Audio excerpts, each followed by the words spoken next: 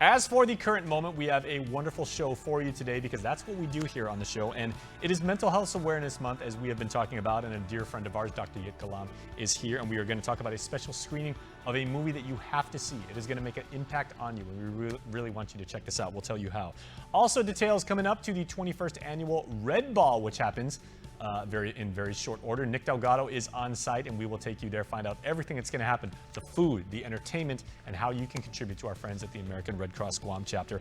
Also, we celebrate the very special bond between parent and child because Mother's Day is, of course, coming up, and we want to give you the first episode of My Mother's Child, featuring some notable members of our island community. So please stay tuned for that. Well, on Thursday, May the 11th, there's a lot of stuff happening this week, but on Thursday, the Ashinafi Lam Foundation, along with the Pinatgun Campus Suicide Prevention Program, will host a special screening of a very powerful documentary film, Reckoning with the Primal Wound. Dr. Yekalam is here. She is one of the founder, I would say, of the Ash Lam Foundation, the mother of the late Ash Lam, a wonderful member of our island community. So welcome back, Doc. Thanks, Jason. Okay. Nice to see you. Very lovely to see you. And let's talk about the genesis of this this project. Let's call it. How was the film selected? How did you become aware of it? And obviously, we continue to make the public aware of Ash's memory and what he stood for. Thank you. And how does this, tie into the foundation? Yeah. Well, it sort of happened after my son passed away that I was trying to reach deep and try to figure out what had happened, why had he become so unhappy. And the truth is, I'll never know the answer to all of that because there are so many factors that might have impacted. But one big factor was that he was an adopted person. I have 3 children that I gave birth to, and I adopted 3 other children. Oh, and bless you. Yeah, thank you. And he was the youngest one of them. And each of my children, as all adoptees, react differently to their circumstances.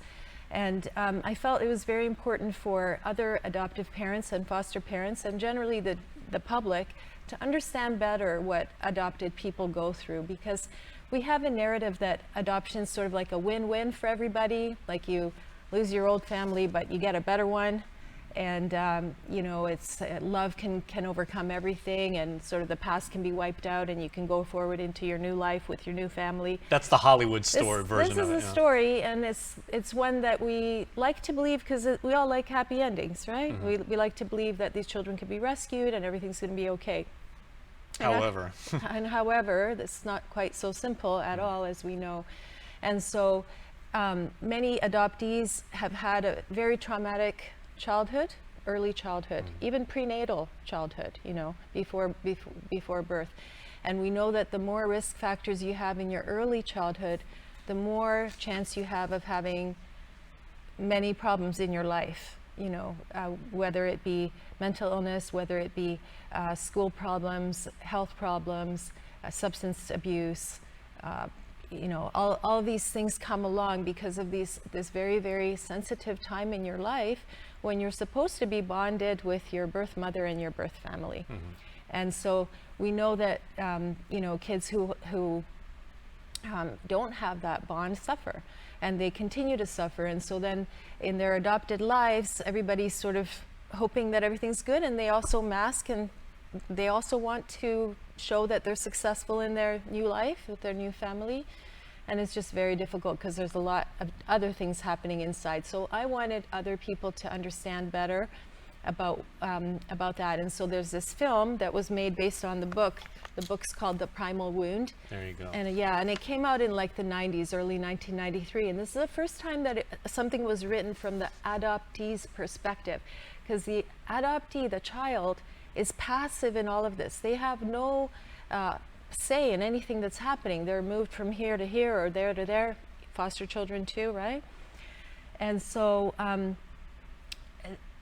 this book explored what it's like for them. And then this filmmaker, Rebecca Autumn Sanson, went ahead and interviewed this author and many birth parents and adoptees, and has created this very beautiful and interesting movie. It's not all tragic. I don't want everybody to think it's just sad. It's just really interesting to see the truth. But it does bring to light that very uncommon perception I would maybe say, if that's the right word to use, about, you know, the adoption process, the foster family process from the perspective of the adoptee. Yes, and it's very hard for adoptees to speak about it, because who would they speak to? So it's an internal struggle. It's a private struggle. Yeah, everyone wants to belong, and when you are sort of not belonging to your original birth family and trying to feel like you should be belonging into a new situation, it's difficult. And then you get asked all kinds of intrusive questions. You know, now my other children have grown up, so they're not here so I can talk about it. But you know, they would always get asked, you know, do you know your birth family? You know, why'd your family give you up? You know, why don't you look like your mom? A lot of very painful, you know, questions for them to have to deal with. Well, I'll tell you what, like Dr. Lam said, I mean, the film is incredibly beautiful. It's educational. It's also very, very true, as documentaries should be and everything. And we do have a little bit of a trailer that we want to play so you can get a sense of the gravity of the emotion of this film. So Daniel, if you would, let's go ahead and roll that right now so you can get a snapshot of the film, The Reckonings with the Primal Wound.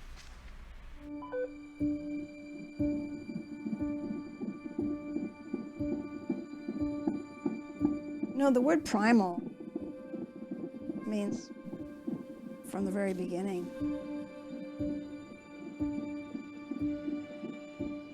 The connection between a child and the biological mother appears to be primal, mystical, mysterious, and everlasting. It can no longer be assumed that one can replace the biological mother with another primary caregiver without the child being both aware of the situation and the substitution and traumatized by it.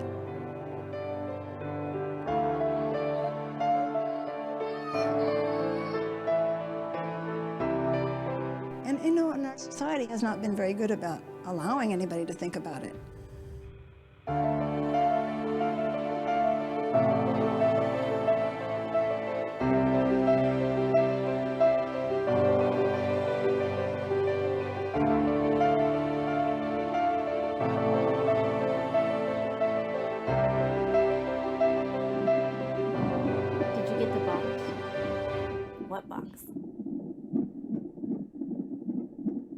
Okay, here's a question. Should a child never be adopted?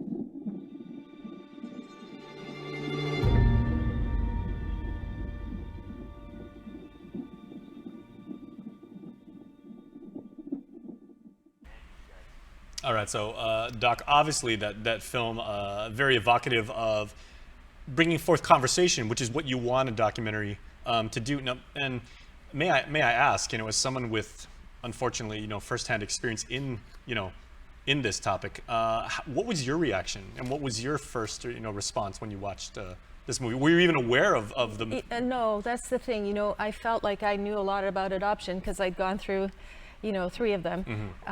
But and you know, to do that, you have to do a home study. You have to have, you know, training. You do modules. You have to pass tests, all that to go through the process. So you think you know something. Actually, I didn't know anything.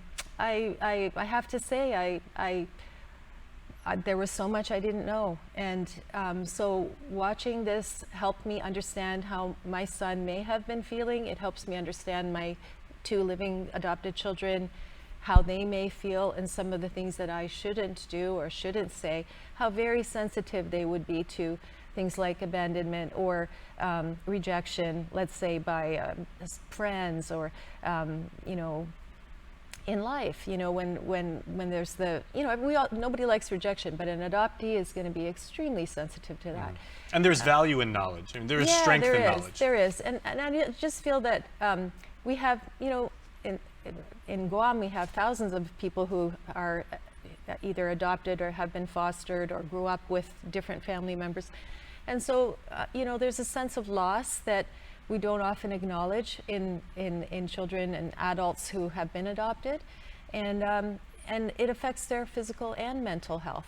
And so I think as we all learn more about it, we'll be more sensitive and more caring and more careful in how we interact with an adopted person. Absolutely. Okay, so that's going to be this Thursday, May 11th. So please, everybody, is there registration required for this, or can you just show up? You can just show up. You can also register online. It's free. Very important. It's free.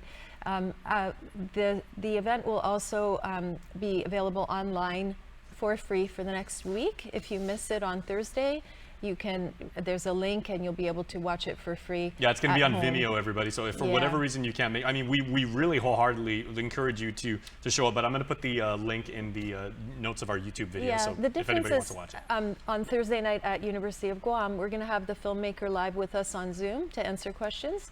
And we also have Dr. Juan Rapadas and Dr. Betty Frayne, who are local psychologists, to help answer questions. So it's going to be a very nice and interesting conversation. All right. So Dr. Lam, thank you for providing this perspective. Because Thank again, you. yeah, I mean, you know, there are so many wonderful children on Guam that are in need of foster care. So many children that wind up getting adopted, and work is being done to alleviate that concern. But this is yet another way that something you should take into consideration about how you can provide love for these children and, you know, what they may be going through. So, Doctor, thank you for your candor. Thank you so much. All right, we'll see you on Thursday. Yep, thanks a lot. And we will see you right after this break.